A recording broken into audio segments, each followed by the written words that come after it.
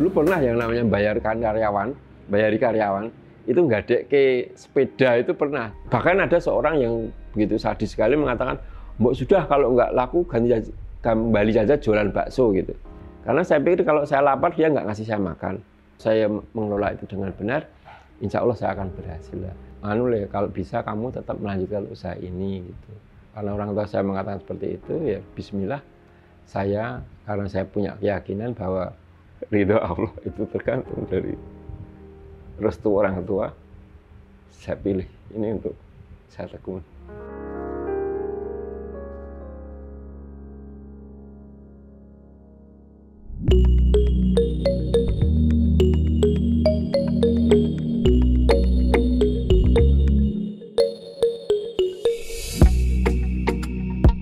Pernah cerita Bapak, itu memang dia punya kelebihan memang dari sisi mengukir ya. Ya dari sisi mengukir itu kemampuan dia untuk mengukir relief itu memang, bukan karena dia bapak saya mengatakan dia dahsyat. Karya bapak saya, ini relief perak yang diukir dengan wajah seperti ini. Kalau syarat pendidikan, sebenarnya saya itu tidak diplan untuk menjalankan usaha ini, Mas. Ya, jadi saya kan dari Fakultas Geografi. Saya itu kan lulus tahun 87 dan kebetulan saya juga sudah diterima jadi pegawai negeri, tapi ketika saat itu penempatannya adalah di seluruh Indonesia. Kalau bisa kamu tetap melanjutkan usaha ini gitu. Ya sudah, karena orang tua saya mengatakan seperti itu, ya bismillah. Karena saya punya keyakinan bahwa ridho Allah itu tergantung dari restu orang tua, saya pilih ini untuk saya tekuni.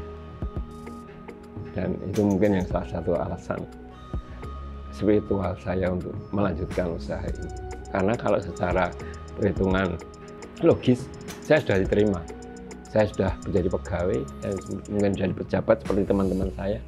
Tapi saat itu saya berani untuk mengatakan demi restu orang tua, demi ridha Allah, saya patuhi milih anjuran orang tua untuk mengembangkan usaha.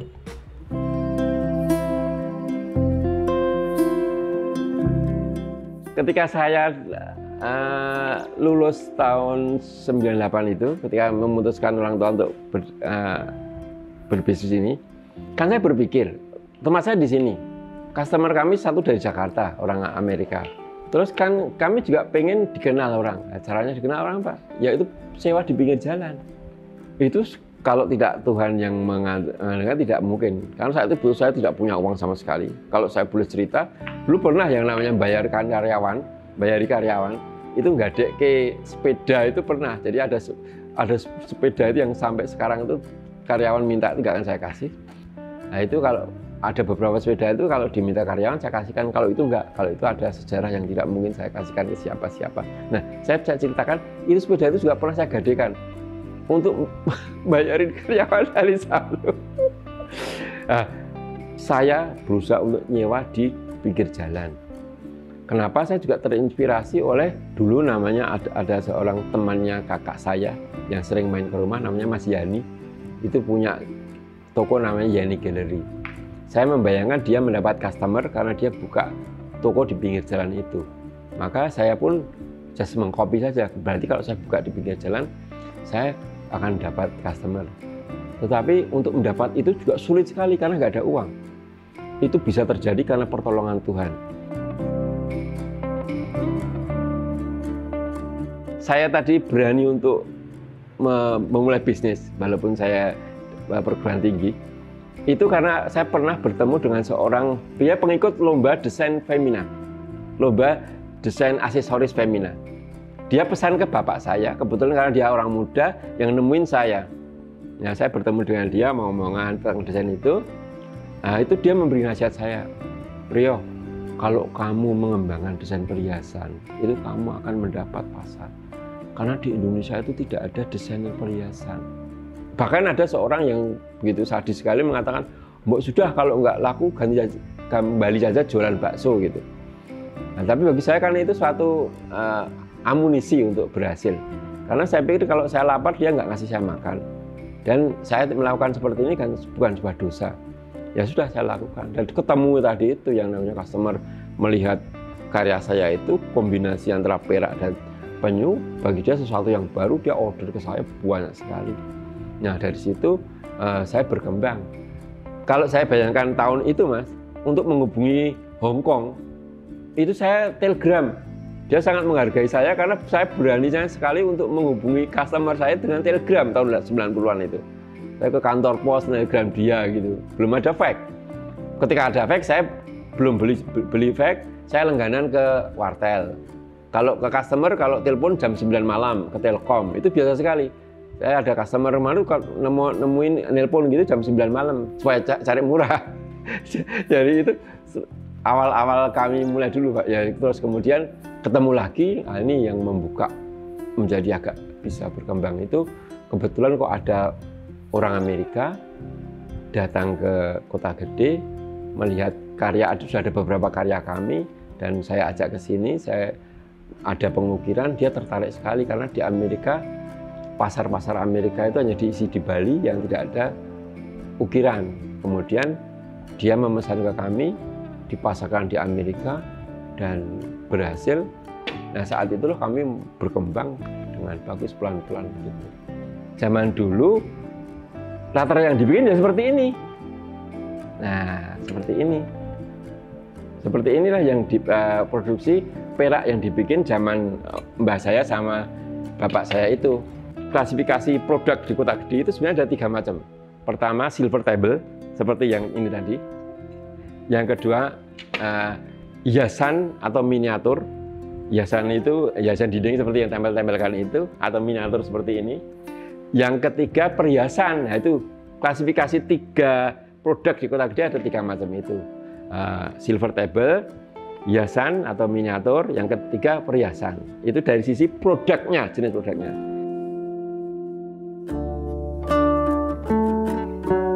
Nah ini bukti saya mendesain ketika saya masih menggunakan kalkir, belum mengenal Corel Draw.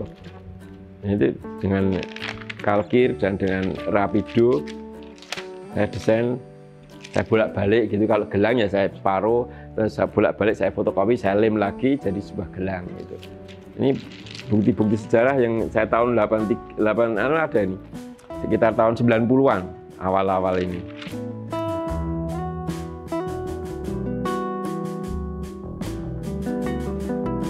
Kemarin koperasi KP3Y itu RAT Mas. Anggota kami itu 70-an.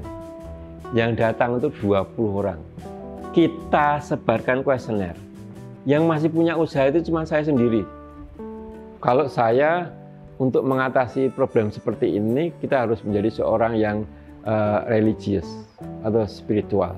Jadi ketika kita menghasilkan sebuah karya dan karya itu ditiru orang lain, itu kita jangan patah semangat dan jangan menjadi tidak mau membuat karya. Tapi kita meningkatkan jiwa kita dari seorang bisnis menjadi seorang yang spiritual. Artinya apa? Artinya ketika barang kita ditiru dan orang itu laku karena ide kita berpikir bahwa alhamdulillah saya itu sudah menjadi jalan Tuhan untuk menjadi cara orang mendapat rezeki. Kemanapun ke depan pun pesanan perak itu akan ada. Karena perak merupakan logam mulia kedua setelah emas. Ya, walaupun ada logam mulia yang lain seperti palladium dan lain-lain, tapi selama dia belum bisa memiliki kepopuleran seperti perak dan emas, maka saya yakin yang namanya perak akan bisa mempunyai pasar dan masih akan ada pesanan untuk perhiasan dari perak. Itu karena saya tidak ingin mengulangi kegagalan bapak saya. Karena ketika bapak ditiru, itu sudah jadi nggak bisa berkarya lagi. Karena orang meniru kan karyanya tidak mungkin sebagai bapak saya, tapi dijual dengan harga murah, ya sudah mereka pada berpilih ke situ. Dari kegagalan bapak saya tadi, ketika saya memulai usaha, maka pikiran saya ingin membuat sesuatu yang tidak bisa ditiru, andai kata ditiru, yaitu mudah-mudahan saya bisa berubah cepat. Maka pilihan saya pertama kali didukung oleh desainer yang ketemu saya yang mengatakan tidak ada jewelry designer. Maka saya memilih desain perhiasan. Kemudian nilai filosofis saya, nilai visioner saya ingin memperkembangkan, melestarikan seni ukir perak, maka saya membuat perhiasan dengan teknik seni ukir yang ada di Kota Gede diterapkan dalam bidang perhiasan. Ketika kegagalan bapak saya ditiru oleh sesama pengrajin atau pengusaha perak di Kota Gede, saya itu pengen pasarnya ekspor, dan itu terbukti ketika saya mencoba untuk memasarkan ekspor dan dibantu oleh Allah untuk ketemu dengan customer-customer yang memang pasarnya pasar di luar negeri, dan kami mengirim ke luar negeri itu sejak tahun 90-an. Makanya ketika tahun 98 terjadi krisis nasional, saya tetap eksis itu karena pasar saya memang internasional. Nah, ketika tahun 2008 memang hancur karena yang hancur adalah internasional. Tetapi ya istilahnya tidak sampai hancur, cuman berkurang drastis lah, dari karyawan 60-an menjadi karyawan tinggal 10 orang. Nah, itu memang turun secara kuantitas ya. Dan kemudian tahun naik lagi ya, ketika krisis COVID ya hancur lagi, dan sekarang ini pelan-pelan akan bangkit lagi.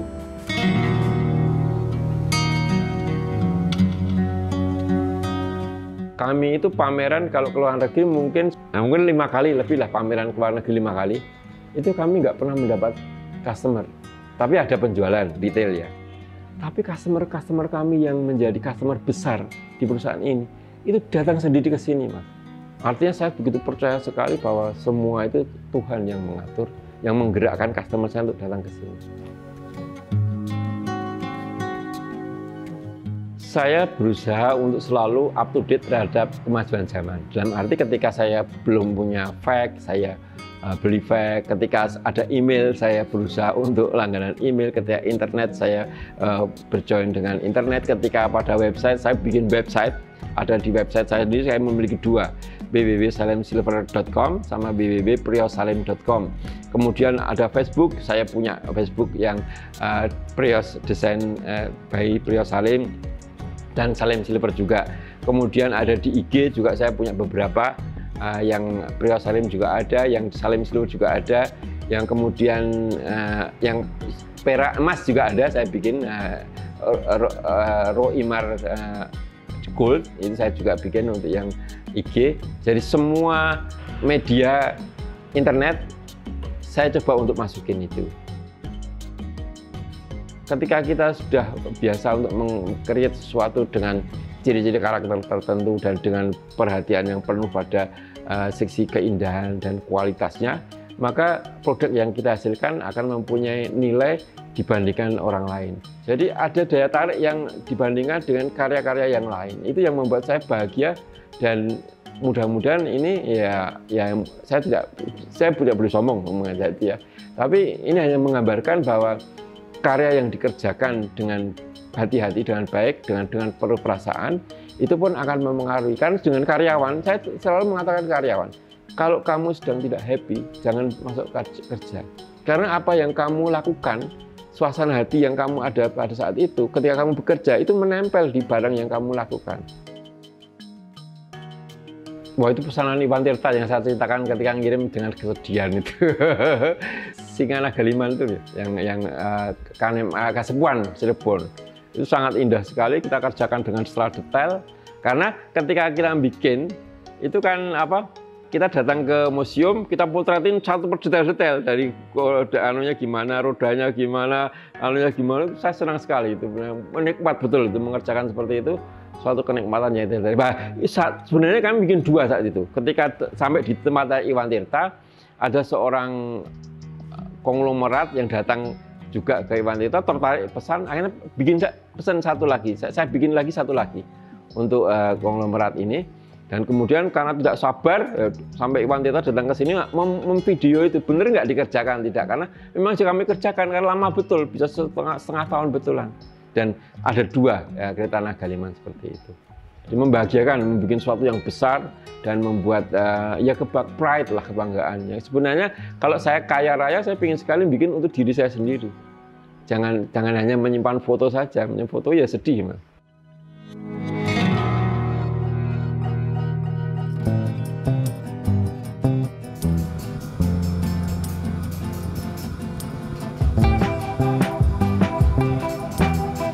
ada seorang seniman yang sangat, ya saya sebut namanya, juga sangat kreatif sekali, dan dia pun sangat bangga sekali dengan saya karena ketika di awal pameran dia mau nyebut nama saya, bahwa saya tanpa Priyo, karya saya tidak akan seperti ini. Tapi karena di Indonesia, ketika tahu bahwa ada nama Indonesia di sini, ada pesaingnya datang ke saya, langsung juga pesan ke saya, kemudian dia nggak mau nyebut nama sama saya sekali. Jadi hal seperti biasa sekali saya kolaborasi dengan orang lain dan seniman untuk menghasilkan karya-karya. Ketemu dengan orang asing, ketemu dengan kesibukan yang tiada taranya untuk bekerja, dan ketika kita meng-create sesuatu dan bisa diterima oleh pasar, diterima customer dengan senang, dan bisa membuka lapangan kerja bagi banyak orang, itu kan ada kebahagiaan yang tidak mungkin saya peroleh kalau saya jadi pegawai. Nah, hal-hal seperti itulah yang membuat kebahagiaan saya menjadi muncul dan kepercayaan diri saya menjadi kuat. Dan apa? Dan ketika saya yakin saya tidak pernah lapar karena saya menjadi seorang wirausahawan, itu kan menjadi semakin yakin, Mas. Apalagi sekarang setelah 60 tahun seperti ini, saya begitu yakin bahwa rezeki itu sudah diturunkan Allah. Karena saya melihat bahwa perak di Kota Gede ini sudah dijadikan warisan budaya tak benda, dan memang kenyataan perak Kota Gede itu mempunyai sejarah panjang seperti yang saya sebutkan di awal, walaupun tidak bisa dibuktikan sejak zaman Senopati, tapi sudah sejak zaman HP8 dan menjadi puncaknya pada Marie Agnes van Gesseler pada tahun 1020. Artinya sejarah panjang perak Kota Gede ini sudah mempunyai akar yang sebenarnya sangat nyata, bahwa itu mempunyai nilai sejarah yang tinggi dan sebaiknya harus kita pertahankan. Jadi saya sebagai warga negara Indonesia dan juga sebagai pelaku usaha perak, saya mengharapkan pemerintah benar-benar serius untuk menggarap perak Kota Gede ini, agar perak Kota Gede ini tidak menjadi hilang dari muka bumi Indonesia. Itu harapan saya dari sisi umum, ya. Secara perusahaan, saya mengharapkan, ya, berdoa terus agar anak saya besok ketika pulang dari luar negeri bisa melanjutkan usaha ini dan mengembangkan dengan lebih baik. Bahkan sekarang pun saya sudah mengajak anak saya yang kedua ini untuk menjadi tertarik juga. Saya katakan tidak harus kakaknya, tapi kamu pun juga bisa mengembangkan. Karena semakin banyak anak-anak saya yang dua anak ini bisa berkembang, perusahaan bisa berkembang lebih bagus. Dan soal rezeki, saya katakan bahwa semua itu tergantung pada Allah dan juga usaha kamu dalam mengembangkan diri. Dan saya menceritakan kepada mereka bahwa menjadi pengusaha itu memang membahagiakan. Jadi itu yang ingin saya tekankan kepada anak saya. Harapan saya, anak saya bisa akan melanjutkan, karena menurut penelitian dan pengamatan kita bahwa Kota Gede ini menjadi tidak berlanjut ketika anak-anaknya tidak peduli atau bekerja di bidang yang lain. Dan sangat sayang sekali kalau itu terjadi.